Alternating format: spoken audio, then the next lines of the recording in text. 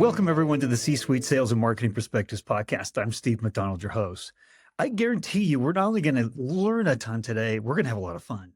We have on here Sheel Gupta. Now, Sheel, you are a dog lover, as we see right there. We also know a few things about you. So you're a fractional CMO, right? Yes. You've got a very deep expertise in demand gen. But then over your career, it's expanded. You've overseen all marketing, all of sales, all of customer success, right? So you have a very good perspective, right? Across the C-suite of all these different functional roles that go directly into our go-to-market strategy. So when we talk today about what is or should be the CMO's agenda for their first 60 days, what are the priorities? What should we be doing, right? That's what we're going to be talking about. But I'm going to turn it over to you to expand a little bit more on your background, because you're not only a dog lover, martial arts, you play poker, right? You went on a 2-week cycling trip around, Vietnam recently. You have a lot of fun. That's what I think. Why don't you tell us a little bit more about you before we get started? Sure. So I've been in tech for almost 20 years now. As you mentioned, majority of it, at least the first half of it, was in demand generation. So I started out in marketing ops. I was one of Marketo's first customers. So I implemented them. This is really early days, like the first user conference. We all fit in one room. So this was very early days. And that's where I learned to do marketing automation. I was a Salesforce admin, build out the lead life cycles, email marketing, all that good stuff. And that's where I fell in love with demand generation, because I tend to be a little bit more left-brained. And so I realized, hey, B2B marketing is my thing. And from there, I moved up the funnel and I started running lead gen programs, everything from content marketing to ads to events. And then from there, I built out a global demand generation department for a company. So starting from scratch, everything from the lead gen to the lead life cycle, building SDR teams. We went from marketing driving almost nothing in revenue to tens of millions within a couple of years. So that was a really great experience. And then from there, I ended up owning all of marketing. So product marketing, brand, customer marketing strategy, all that good stuff. And as you mentioned, at one point, I was at an early stage company where I ran marketing, sales, and customer success, which really, I feel like that experience made me a much better marketer. And it also made me a better partner to the other functions within the revenue umbrella. And I would say the past few years, I've been a fractional CMO. I work with every company from pre-PMF product market fit to pre-IPO. I also co-founded a company called 1 to 10. This is where my partner and we work together to help early stage companies who are at like the 1 million mark. So they have product market fit, they have a handful of customers, they might have Series A funding, and really helping them build the infrastructure, the revenue infrastructure holistically together, sales and marketing, to set them up for success to get them to their first 10 million. So Well, that's a lot of experience. I'm tired. I found that because I've worked at so many different companies, whether it be in-house or as a consultant, it's great because my knowledge has continued to grow. But almost dichotomously, it has made me have more of an open mind. So every time I join a company, it's a blank sheet of paper, even though my methodologies and all of those have been honed a little bit more and but it's actually taught me to have more of an open mind and that I have so much more to learn. Well, and we're told all the time, we need to learn, because we need to learn to be more revenue focused. We need to learn to be more attribution focused. We Right. need to be more sales enablement focused, right? But at the same time, we're looked upon as like one of the biggest cost centers in the company. And what good are we if we're not supplying continual good quality leads, and we're having a hard time earning our seat at the table with other executives. And it's enough to say that we could have titled this, Therapy 101 for CMOs, Right. Yeah. right? Yeah. So we're going to take all of that context and those challenges. And I just want to ask you right out front, right? The number one thing that you do when you come into a new company, right? We're talking about like the first 60 days. Where are your priorities? What are you doing? Um, well, obviously you got to learn the product. That's one piece, but the main thing that you want to learn the second you get there is really hone in on that ICP. And I'm a lot of times when people think about ICP, they think, okay, who are the people where we can get revenue from, that we could close a deal? What are their personas? Um, and of course that is important, but when I start to do my ICP research, I don't just think about who can close. I think about who are the fanatics who love the product, who are the ones who provide the most revenue. There's land and expand opportunities, the ones that don't churn. Really like zeroing in on the most ideal customer. And then figuring out and then tiering them. Who is the most ideal customer, and then who is second, and then who are the people that you get in that are likely to churn, and really understanding the whys of those things. And you could look at demographics and firmographics and technographics and all of that stuff. All that data is available, but really you want to know like the psychographics, and the only real way to do that is to have conversations with them. You really Yeah. want to understand how they think. You want to know what value they get out of the product, how important it is, what is it missing, and then really just kind of build that bond with the customer early on, just by trying to understand who they are, what they like in the product, but then also just become friends with them. If you could take them out to lunch, if you could take them out to dinner, great. Really understand them.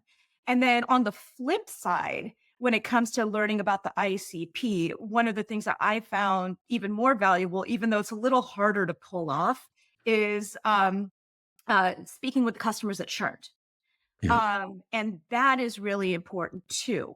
Trying to figure out why they churn, what are the similarities with them, because that will also help you figure out what the ICP is. And it's so important to know that, because when you bring in the wrong customers, even if they pay, it's marketing dollars, it's marketing's time, it's SDR's time, it's sales's time, it's customer success's time. It's the product that gets impacted. The product roadmap gets impacted because you're trying to please everyone, where really you should just really know who your customer is. So that's where I start in terms of gathering knowledge. Um, So and then, here's what I would love to ask, right? yeah. Because you brought up too many good points there. So I want to stop you because I want to ask some deeper questions. So we've had CROs come onto the podcast here, Mhm. and they say, Steve, one of the most important things that I do as a CRO is say no to certain kinds of prospects, right? Because to Right. the point that you brought up is if we bring them in and they're not aligned with who we are perfectly set up to serve, then they Mhm. will churn, right? Yeah. And we'll spend a Yeah. lot of time and money and effort from all the different departments and everything you just talked about Mhm. just to set us up for failure, right? Right, right. And that then ultimately wastes our time. And so identifying who that ideal customer profile is super important. And you said something else in there. Now I want to ask you about this is you said you really have to talk with them, right? Yeah. So we have more data these days than we've ever had before, right? Mhm. Why isn't the data we're collecting, the intent data that we're collecting, right? The attribution data that we're collecting, all across the buyer's journey, why is that not enough? Why do we have to have these conversations? Ah, well, oh, that's a tough one. Well, I like I had mentioned, when it comes to like the demographic and firmographic data, you can just find all of that online.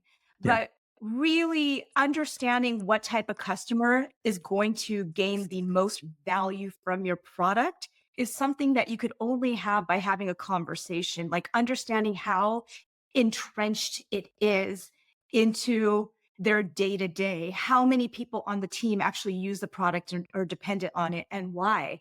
And then also understanding what their challenges are, their personal challenges at work is. So you know, they could be at a really large company, but they could also have budget challenges. Why is that? And so you want to figure that out. Sometimes depending on, you always can like look at the job title and be like, okay, well, they're going to be the decision maker. More oftentimes it's not. It's usually a lot of people are the decision maker. So being able to kind of understand how to navigate through all of those things. It's really hard to say any specific thing that I would be looking for when having these conversations.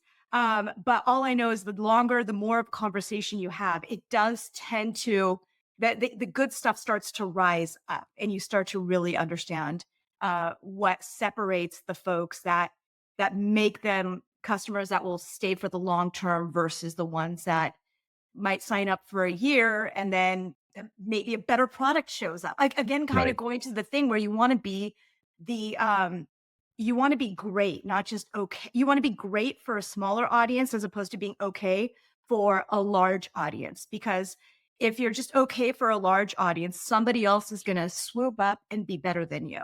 But if you're great for a smaller audience and you figure out why you're great, that's when you'll be able to get more of those customers. And then from there, you could expand the market.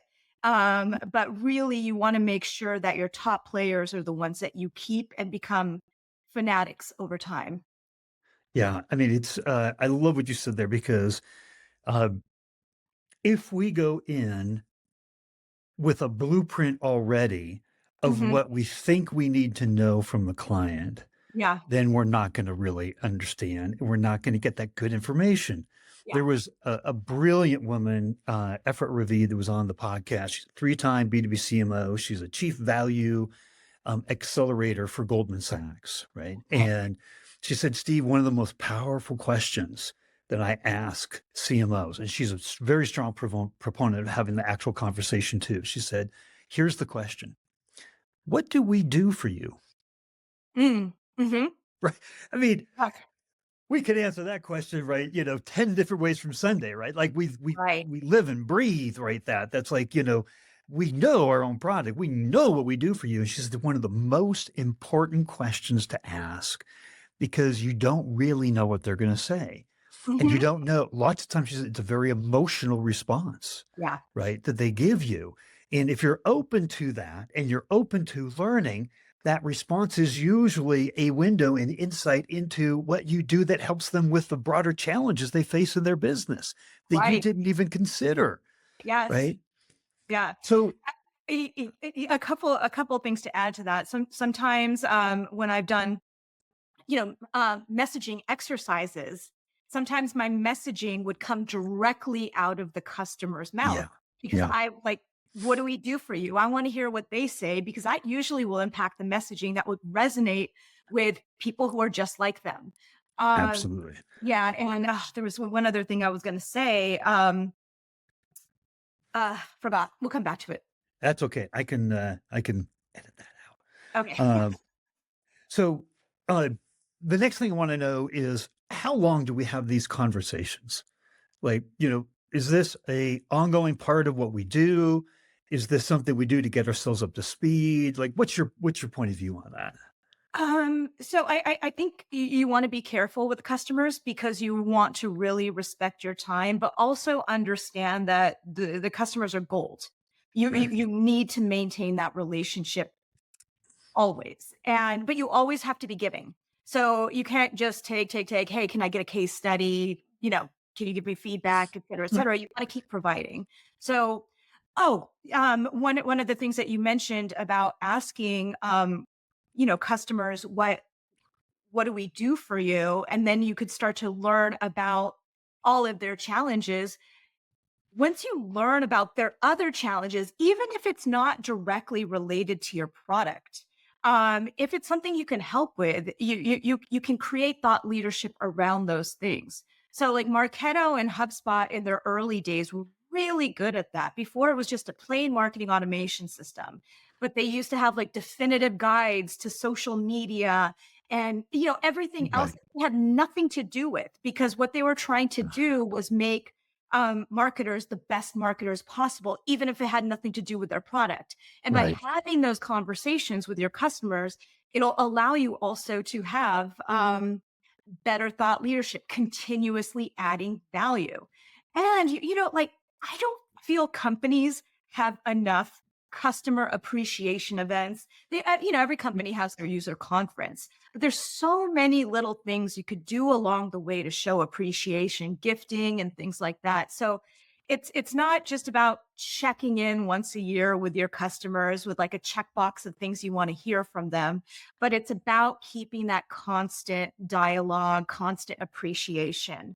The customer is everything. So you want to Right. make sure you're giving as much as you're taking, giving more than what you're taking from them.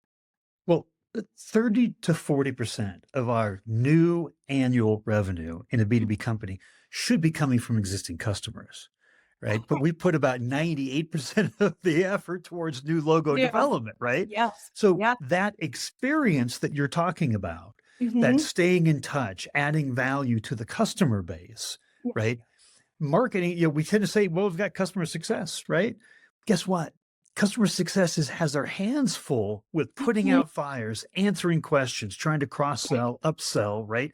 They Mhm. are not the customer experience group, right? Exactly.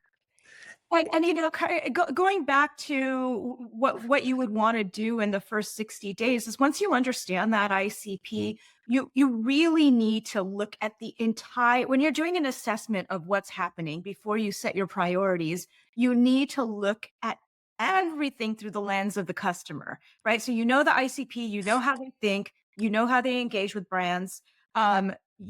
Look through them and every aspect of the funnel. So starting with brand awareness, when you talk to your customers, figure out how did they hear about you? When they heard about you, Yes. what did they think that you did? What was their perceptions, misconceptions of you? Who did they think your competitors were? Like really understand the messaging, the positioning in your brand. And then next understand like how did they engage with you? Was it through social media? And you want to look at, your social media metrics, you want to look at SEO, you want to look at all of the things that's going to drive people to the website. And then you want to look at what's happening once they convert the lead life cycle with the SDRs. How are they, or how quickly are they responding? How are they responding? What does that process look like?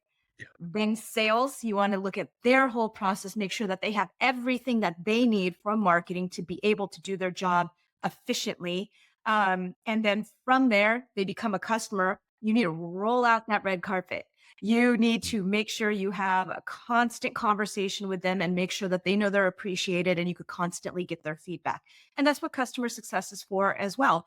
But you want to be able to um, look at the entire end-to-end process, understand it, have an opinion about it, see where short-term and long-term improvements can be made, and share that information. Going back to this whole, you were saying that, majority of the revenue should come from existing customers, net new, Yeah.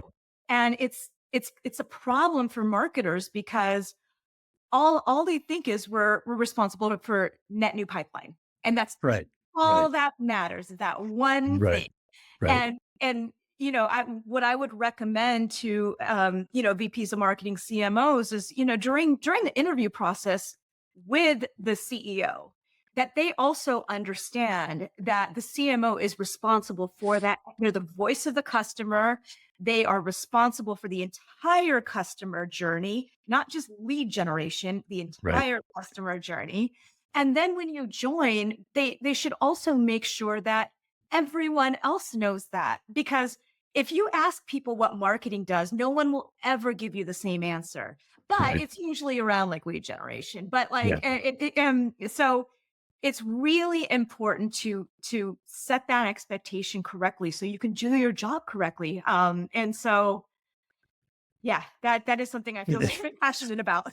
Yeah. So, we are all a product of what we are incentivized, how Mhm, we're incentivized to succeed. So in a sales group, we are incentivized to meet a quota. So mhm, the typical, issues in alignment between marketing and sales is usually long-term, short-term, right? And keep getting asked, be more short-term, drive pipeline, right? But we know today's brand is tomorrow's demand, and we gotta focus on that, right? We can't just stop building the brand and the thought leadership and the things that you were talking about there. And that could be a whole podcast, right? But the idea that not only are we in charge of brand, we should be in charge of the voice of the customer. We should be in charge of the customer's journey end to end. We Hmm. just named three really, really important things that don't have to do with lead gen, Lead gen. right? Yes. Yeah. And so all of a sudden, and nobody is saying that lead gen is not important. That is not what we're saying here. But what we are saying is we have to be multifaceted, Hmm. right? Hmm. And one of the very most important things that you brought up right at the beginning is that having the voice of the customer, representing that voice of the customer when nobody else is in the organization and they're the highest voice of authority in the business, it's Yes. got to be our top priority because everything else falls in place. Lead gen falls Right. in place with Everything falls. that. Mhm. Customer journey, customer experience falls in place with that. The Right. development of the overall brand, which is about their challenges. We tend to focus on this, right? Yeah. What we do specifically for them, but they have these challenges, right? And how do we acknowledge that? How do we understand that? How Yeah. do we not just be a seller, right? Yeah. Yeah. So how do we so now I gotta ask you, how do you recreate those perceptions? Those are not just salient there when you join, right? Is it Hmm. all about in the onboarding process when you're coming in and making sure that everybody understands? Or like how do you realign expectations internally to what we're talking about right here? Um, so it's setting expectations from the beginning, not just you as the marketer, but also being aligned with the CEO and the CRO or head of sales. You need to make sure before you even take that job that you guys are in alignment in terms of what marketing's function is. And then, of course, when you start, that is something that's made clear. But then also, when it comes to your plan, it needs to be holistic.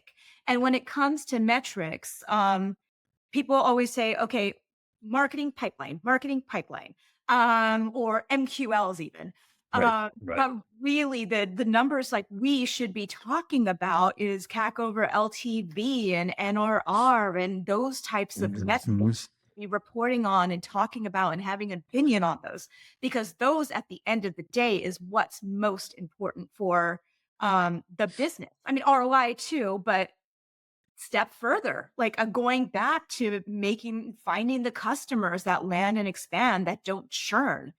Right, That's something usually only sales will talk about. But if marketing starts being a part of that discussion, it reinforces that marketing thinks of everything holistically as opposed to lead gen programs. Um, and there was one more thing I was going to say. and, here while you're thinking about that, what I love about you said is there's a couple of things that no CEO, no CRO, no C-suite executive is ever gonna say, CFO is ever gonna say, "No, that's not right." First of all, they're not gonna ever say that we don't want to be a customer-obsessed organization, right? Everybody wants to be customer obsessed. Like, okay, well, how do we do that then, right? Mhm. We're all in agreement here, right? Yeah. Nobody's ever gonna say NRR, net recurring revenue, doesn't matter, right? Everybody's Right. gonna be like, absolutely. Like that's the lifeblood blood of our business, right? We can't just keep churning and like onboarding new logos, churning, onboarding new logos. That is not a sustainable business model. Okay, we're all in agreement, right? It's like these core standards, the foundations of the business. We come in and we're like, we're all in agreement on this, right? And you're like, okay, well, like I'd like to really take some responsibility in helping us be a customer obsessed organization. I'd really Mhm. like to be a strong part of helping us increase our NRR scores, right? Where are we? Everybody's going to go, I don't know. Like, well, we should be in the mid 90s, right? If we're not, then we've got some work to do. Does everybody agree? Yeah, okay, right? So, there's ways to like present all of this where you're only going to get head nods and approval, right? If you come in and you say the traditional things like, we've got to build brand, right? And again, nobody's saying brand is not important. Hugely important, Mhm. especially in this day and age where our brand is our trust mark of us as an advisor, a colleague, a peer of the ICP that we sell to, Yeah. because they don't become interested in us because of our tech. They don't become interested in us because anything product marketing related, right? It's because we have something to help them with overall, and we understand them. That's the trusted advisor, Gartner, Forrester kind of status, right? And I think it's becoming even more important than it was, say, 10 years ago. Because first off, the like there's just so many products out there. How do you stand out? And then, with the rise of AI, just Yeah. there's so much noise. There is so much more content being put out there. There is so much more spam. Yeah. My email and my LinkedIn inbox is insane. Yeah. It's Yeah. really hard to stand out with the old methods, especially like the old lead gen methods. They just don't work alone anymore. You Right. have to have a Yes. brand that's constantly reinforced. That's the only way you're going to stand out from the crowd. And it's going to get worse. AI is getting better, and everyone's going to go in that direction. And so Right. everyone is going to Right. bombard people. Yeah. And so it just makes it more important to really invest in the customer, like more so than the brand, the customer. Customer is everything, and Yeah. also brand. And Yeah. of course, do all those other things. Yeah. So again, you're just saying things that everybody in the C-suite should be nodding their heads on, right? We should be, everybody should be like, we should be bobbleheads, right? Going, yes, yes, yes, yes. Yeah. The good news is nobody is taking the mantle of doing any of that, Mhm. right? Nobody is leading that charge. Sales is not, they got quotas. They are not compensated to be customer advocates, to be, customer obsessed, understanding customer. In fact, a lot of companies I talk to CMOs all the time and I ask them the question, how do you understand your ICP? Right. And they're like, well, we love listening to gong calls, right? These sales conversations and the back and the forth and everything. And there is tremendous gold to mine out of those. But you would never design a learning program about your customers through a sales conversation that has a wall up in between. It is guarded. They are being sold to. There's only so Mhm. much they're going to divulge. And it's proven the reps talk two-thirds to three-quarters of the time. Right. Yeah. Yeah. And then the clients are just, the prospects are just responding to them. So again, a lot to, but you would never, the way that you place the importance of understanding the customer, you would never say, hey, let's run all that through a sales channel, right? And that's going to be the best way to learn. Yeah. You wouldn't run it through customer success for all the same kind of similar reasons, right? So I think what I'm taking away from what you're saying is we not only need to take the mantle, but we need to take the bull by the horns and we need to just get in and we need to figure it out. And the data is important, but the data is not going to tell us the color commentary. The data is not going to tell us like the broad challenges that they face. It's going to be interactional data, right? Mhm. Which is again super important. But that's my big takeaway is CMOs from what you're saying, you've got to be customer obsessed yourself and you've got to take that, the reins and you've got to run with it. Um, if there were, we've talked about a lot. So I want to give you an opportunity because our poor brains don't remember more than about two, three things at a time. That's one of our human limitations, right? If you wanted people to have one takeaway from this conversation, Hmm. what would that be?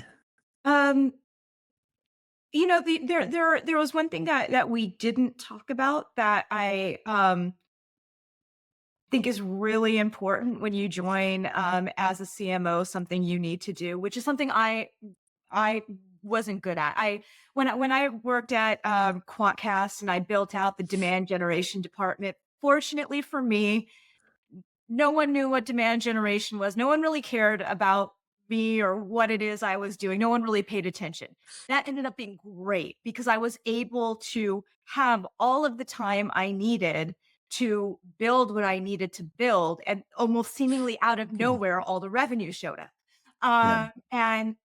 But the thing is, what I learned the hard way is when you join a company, it's so important to do 50-50. Think about the long-term things that are going to make the biggest impacts that take longer to do, that take more resources. It's in the background, but the other 50% has to be short-term wins because you Yeah. do Yeah. have to prove your worth. You Yeah. do have to show that you could execute quickly and with a high level of quality. And I don't know Mm. if we have time on this, but I do have some ideas in terms of like real quick wins. It's really funny because when it comes to the Sure. hard stuff, everyone thinks it's easy. And when it comes to the easy stuff, everyone thinks it's really hard. But just easy stuff, get it out there. And then you'll buy yourself the time to be able to focus on the things that have the most impact. Yeah, give us a couple examples of a couple of good quick wins. I love it. Quick wins. Okay, it sounds really silly, but I'm shocked that more companies don't do this. Retargeting. And Mhm. retargeting is cheap. It's a way of you want the other employees to see your ads. You want them to your explainer video or whatever it is to show up on their YouTube when they're watching TV. Mhm. You could just throw that on. The cost per impression is really, really low. It's a way to be bam, I'm here, and now all of a sudden you see the brand more. Right. And so that's one quick win. Another thing is just come up with a meaty piece of content immediately. So you can, and it's becoming easier and easier now with AI. Like you could just have an interview with the CEO, throw on Fireflies, have them transcript it, have them, throw it into OpenAI to put a really nice piece of content. Obviously, it's not having AI do the work because it's the Right. Right. CEO's thoughts, and then Right. it's you kind of working with AI to put it together. But they do a lot of the heavy lifting. Yeah. And so like it's just becoming, and when you're doing your customer calls, for example, you can see if there's an opportunity based on what they're saying. Don't lead it towards a case study, but if they're saying stuff that's case study esque, then you could say, "Hey, do you mind if I turn it into a case study? I this perception that it has to be like you have to have all these metrics in the case Right. study. Right. You don't like Right. don't let perfect be the enemy of good. You could just take it and turn it into a case study. When you talk to the churned customers, hey, if there's an opportunity for a resurrection, if it Right. and they actually are the ICP, but something went wrong, then you know have an opportunity ready to go for the sales team. There's so many ways where you can just make quick, immediate impact, and you shouldn't do what I did when I was first a head of marketing. Head of marketing is focus on the big, important, meaty stuff that takes a really long time. You got to focus on the perception. You got to focus on the early wins too. I love it. And here's what I know. People are going to have questions. Is it okay if we give out a link to your LinkedIn profile and people could reach out if they have questions to ask you? Oh, of course. Yes. Yeah. Well, fantastic. Well, I feel like we could keep going and going and going, right? I talk But forever. Yeah. but thank you. Thank you for coming on and just sharing all the way from the quick easy wins to the how do we earn that seat at the table, right? How do we take that rightful mantle of value beyond leads, Right. right? That we should so easily be able to have. I think that painted a very, very vivid picture today. Thank you very much. Thanks, Steve. Really appreciate it.